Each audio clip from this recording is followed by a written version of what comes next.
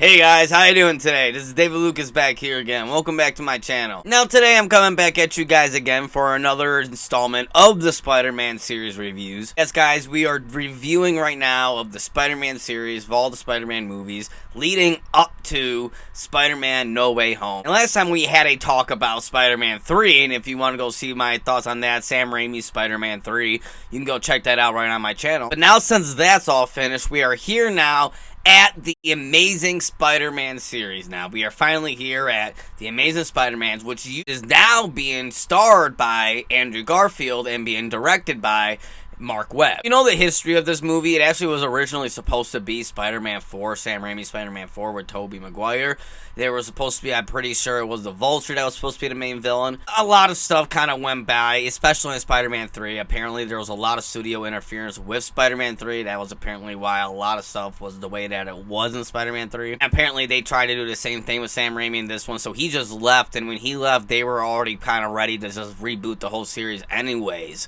So they just went and rebooted it with Mark Webb and Andrew Garfield. And now we're finally here at the Amazing Spider-Man series reviews, and honestly, I was really looking forward to this because I haven't really watched these ones in a while. I've watched the Tobey Maguire ones a lot, and you know, I watch those ones a lot here and there for like nostalgic reasons, and it just kind of put me in a good place, even though I have my problems with those movies. They always they're good, just popcorn flicks to me. But the Amazing Spider-Man series I watched a little bit less, but I remember watching it, even especially when I was younger, when it first came out. I was a lot younger when it came out. I was probably like in middle school or just starting high school, one of the two. I remember that I actually did really enjoy it when it first came out. It's just for some reason I never went back and rewatched them for some reason. I was really looking forward to coming back and watching these movies. Now, if you are new to my channel, the way how I kind of go about my reviews is that I start out with the good onto the movies, and then I go on to the bad with the movies, because there's usually is always good and bad with movies. So, as always, let's start out with the good in this movie, and let's get into my thoughts about the movie. Right off the bat, I just want to say that after rewatch this movie, I just rewatched them just so, you know, rewatch all the Spider-Man movies and preparing for the reviews. I was really taken aback and shocked by how much I actually did like this movie.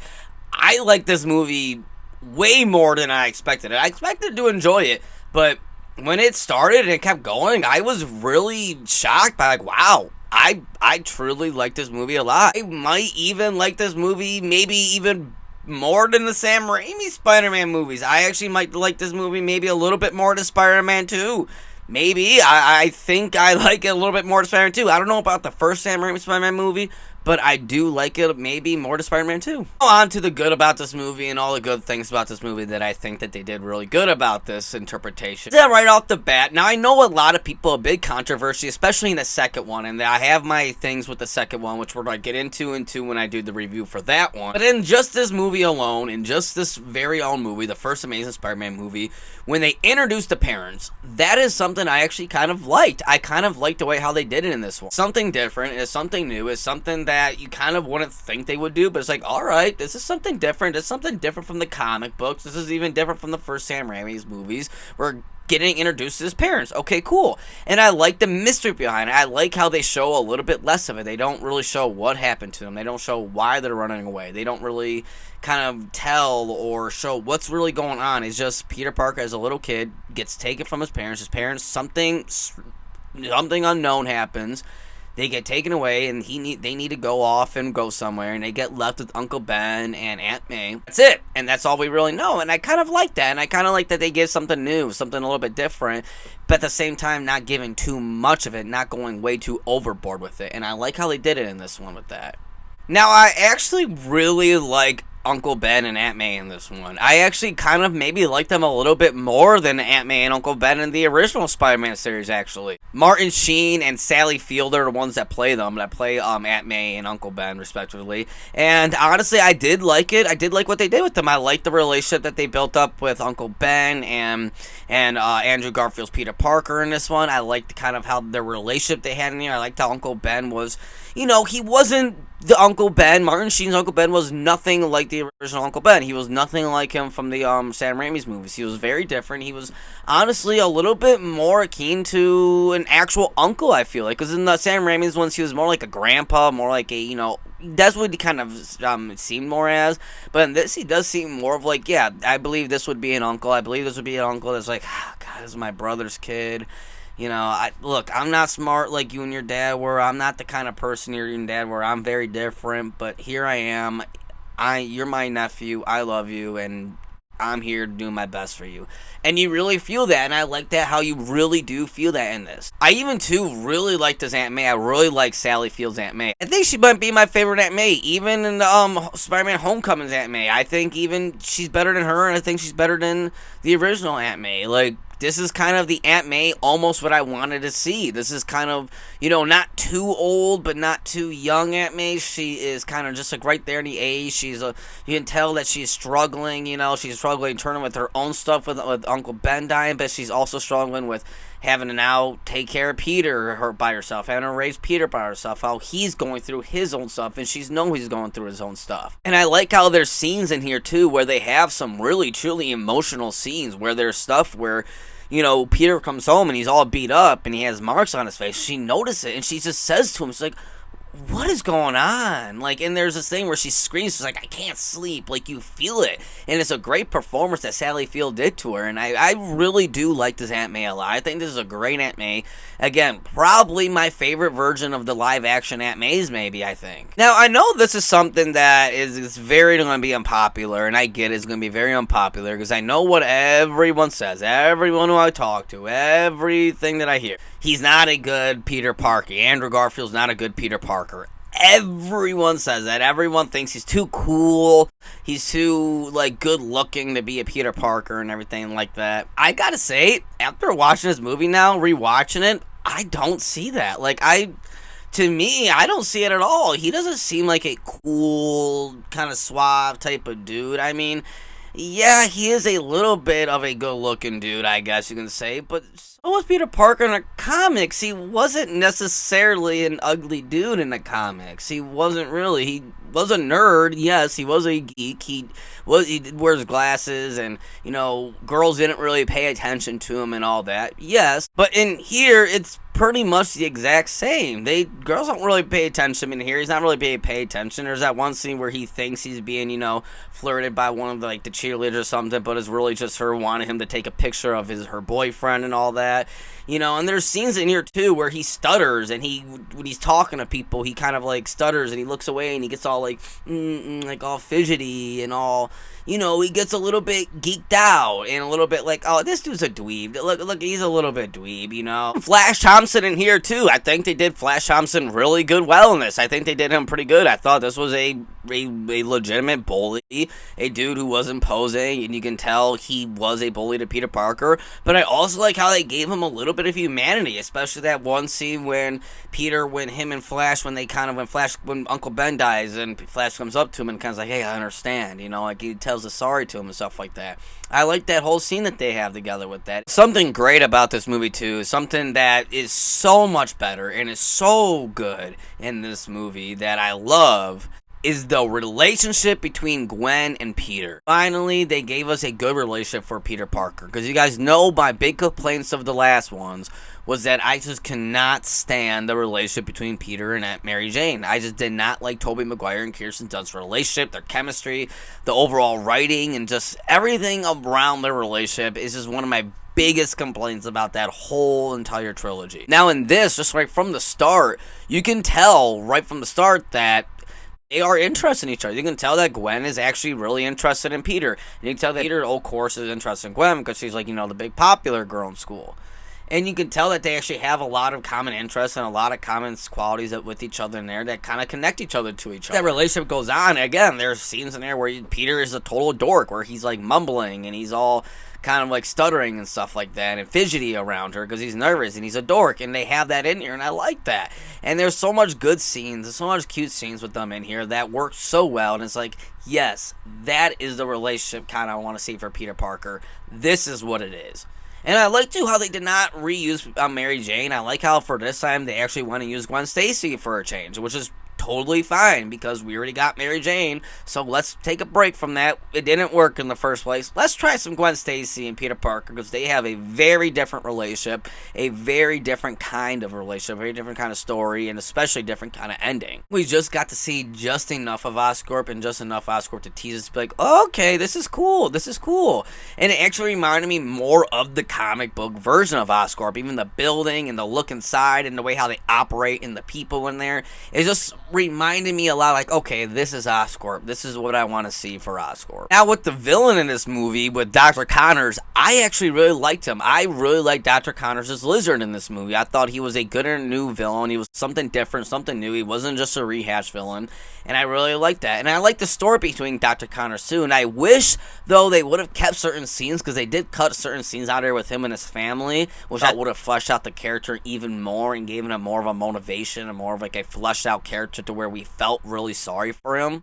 Even then, though, we still do feel sorry for him. We're about him trying to, grow his limbs back, growing his arm back. And you see that this is a dude who's just desperately just wants to just be normal again. Just wants to, well, not normal. Of course he's still normal, but just to be socially accepted as being normal again. And I like that kind of take to it. I liked how we had a little bit of humanity to this film. And in my opinion, this is the most humanity to a villain we had since Doc Ock. Since Alfred Maloney's Doc Ock. I think because this is a really good, there's a true, meaning for that. We did get it a little bit in with the Sandman, with his daughter and stuff like that. But we weren't that connected to his daughter, really. That they gave this villain a lot more depth to him, a lot more kind of character to him. And I really like how they took a character like the Lizard, too, which you wouldn't think they probably would do for a Spider-Man movie. Especially for like a hyper-realistic Spider-Man movie, how this is trying to be. Like the whole aspect, too, and kind of the way how they did Uncle Ben's death in this. So again, I like how they did not do a total rehash of it. They didn't do a rehash of what happened last time. They did something completely new. They didn't give us that whole, with great power comes responsibility speech. They gave us something a little bit different, but still the same meaning. And I like that. I like how, again, they didn't copy off anything from the past. I believe that, like, he said something around, like, if you have the strength to do something, then it's your moral obligation to do those right things or to do a right thing. And I like that, and I think it adds a lot to when he ends up dying. And I actually really liked his Uncle Ben, death scene, too. I thought it really was impactful. It actually was truly, Peter kind of, he saw the guy. It was almost the same thing a little bit, the same beats, but a little bit different, which works because it's from the comic. We let them, killer escape, and then the killer ends up killing Uncle Ben. I liked all that. Thought it worked really good. One of the things that I actually loved most about this movie is Andrew Garfield's version of Spider-Man. If you guys know Andrew Garfield, he's a big Spider-Man fan actually in real life. He actually really wanted this role. He really wanted to play Spider-Man in the first place. And in my opinion, he is a fantastic on-screen Spider-Man. 100 times better than Tobey Maguire, in my opinion. He completely just shows who is Spider-Man. He is the comic book Spider-Man within his moves, his look, his overall physique, the way how certain scenes, how he's just hanging out on a spider web, playing with his phone and stuff, waiting for the Lizard to come.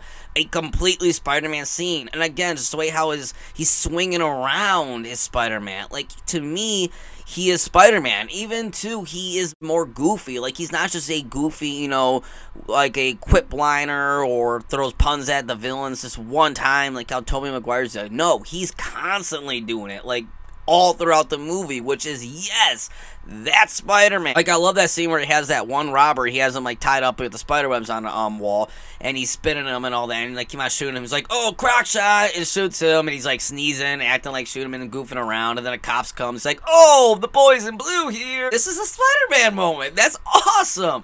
I haven't felt that way yet in this rewatch Spider-Man movies, where I'm like, this is Spider-Man. That is the Spider-Man I want. And he did it. Andrew Garfield did it. He was Spider-Man, in my opinion. In my opinion, Andrew Garfield is one of the best Spider-Mans, on-screen Spider-Mans. He is great. 100 times better than Tobey Maguire. And I love that one scene, too, of him as Spider-Man when he saves that kid and he takes off his mask and he gives the kid his mask. He's like, hey, kid, put it on. It'll make you strong. And he saves that kid. Wow, like, that moment really hit me. I remember even as a kid watching the theater, and now, like, that moment hit me. Like, it made me be like, wow, that is great. That is 100% a moment what Spider-Man would do. And even add on to a Spider-Man 2, which I love, he actually has mechanical web shooters. He has those web shooters that he made himself. They're not organic, you know, like how the Sam Raimi Spider-Man movies did it, which I did not like. These are actual organic webs that he created because he's smart and he's intelligent and he's Peter Parker and he actually makes them. One more thing I want to touch on real quick too, what I really loved about this movie. I know I've been just talking about so much things I liked about this movie because I did. I truly did love this movie a lot. I really did. And that is something, too, that I want to touch on real quick is Captain Stacy. I really love what they did with Captain Stacy, and I really like the relationship between Captain Stacy and Peter, how their relationship evolved throughout the movie, how they had that debate and everything about Spider-Man, and like how that debate with Spider-Man is what made Peter realize, oh, crap. Yeah, because I am just going out for vengeance right now. I am just being Spider-Man just to take out Uncle Ben's killer. I'm not doing this for a reason. I'm not actually saving people. I'm just doing it for myself. And I like that whole scene, and I like how at the end, when he's like, I get it, your boyfriend is a man of many masks, and he ends up saving him, ends up helping him save the day, and it's honestly really tragic how he dies at the end, and it actually really does hit you when Peter makes that promise, and that ending with him and all that. It's a really good emotional ending, and it's really impactful, and more impactful, I think, than any of the endings in the, you know, Sam Raimi Spider-Man movies by far. Now, I've talked about enough, I think, of the good things about this movie, because damn, I really did love this movie a lot, but there are some things that I did not like about this movie. As much as I loved about this movie, there were some that I did not like. Now, again, something that is a problem from the first one is, and again, another problem in this one, is that everyone looks so damn old. I even think pretty sure that Andrew Garfield was older than Tobey Maguire was in the first one, and this one, I'm pretty sure he was. You know, and again, other problem, like, why can't they just make him be, like, in college? Like, I get it. I prefer a younger Peter Parker, but if they're gonna cast somebody this old, just make him start out in college, maybe, at least. I don't know, and have him have his Spider-Man powers already. You know, I just don't know why they had to keep on casting older people to play these high school kids all the time. To me, it just didn't make sense. One scene that I had to give people that say that they don't like his version of Peter Parker, one scene that I had to give that I didn't really like, I was like, okay, he's a little bit way too confident to be Peter Parker in this moment. And that is when he ends up, that whole basketball scene with Flash, how he goes and does that whole dunk and destroys the thing. Don't understand how nobody realizes he's Spider-Man after that, too. All of that is just a little bit too cocky, a little bit too confident. It reminds me a little bit of Tobey Maguire's Spider-Man. I'm like, that's like, I got a little bit afraid when that started happening, but I'm happy that they don't continue on with that kind of, you know, personality throughout the rest of the movie, and I'm happy they don't. The whole way how he got bitten by a spider too, I thought it was really forced and really kind of like on the nose, and kind of like, oh, he was meant to become Peter Parker, you know, because he snuck into the lab and all this. I liked how in this Sam Raimi once how he got his powers kind of by mistake, he was just standing in the right place at the right time. This, they kind of make it out to seem like it was done on purpose, that, you know, his father did create the spiders and all that stuff, him and Kirk Connors, they created the spiders, and Peter came in, and the spider is supposed to be, you know, genetically formed with Peter's DNA, that's why it worked, and I don't know, to me, it felt a little bit forced, a little bit too, like, alright, this is a little bit too much here. I didn't really like when Kirk Connors started turning into the lizard. I don't know. To me, just the whole animation to the lizard felt really just off and just weird compared to the whole other movie, how the old other movie felt. It just felt too comic-y, too kind of goofy, and it felt like, honestly, he could have belonged in a Sam Raimi movie almost.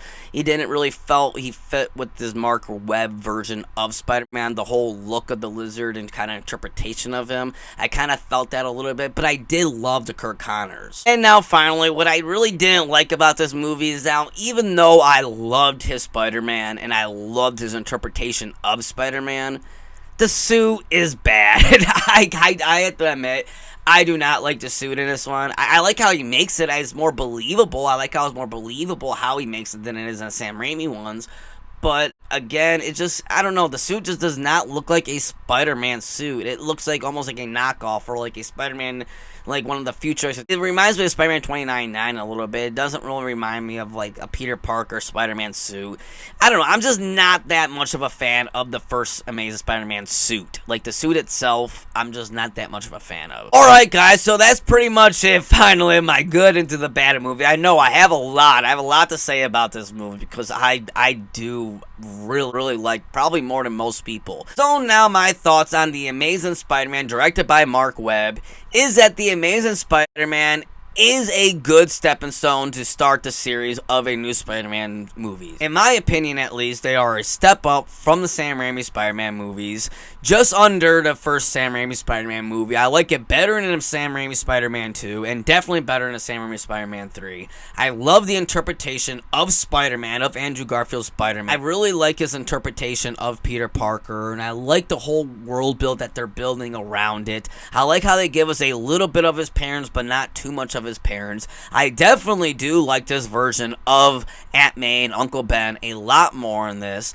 I do have my problems with the movie. I don't really like how the whole lizard is kind of interpreted. I don't really like the suit that they choose for the Spider-Man in here. There are scenes in here where Andrew Garfield's Peter Parker is a little bit too confident and a little bit too cocky, and does get a little bit too bad at times. I also don't like how everybody, for some reason, looks old in this movie, and how the spider bite was completely forced on in this movie. But all that being said, this movie does have even a lot more stuff going for it than I really expected it to. I like it a lot. I like the interpretation that they did this. I really like what they did with this Spider-Man. The Amazing Spider-Man, I gotta say, is probably better than Sam Raimi Spider-Man 2 and Sam Raimi Spider-Man 3, in my opinion. It's better than those two. I really like this movie. So, Mark Webb's and Andrew Garfield's Amazing Spider-Man, my overall scoring and grade I have to give to this movie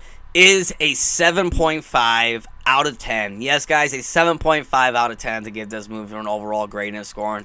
I did enjoy this movie a lot. It was a good movie, a good, fresh take on the Spider-Man series and the Spider-Man movies, in my opinion. Let me know down in the comment sections below, and let me know your thoughts on the Amazing Spider-Man movie. Do you guys like it? Do you don't like it? Are you in the middle? Do you like Sam Raimi's Spider-Man movie more, or do you like Mark Webb's Spider-Man movies more?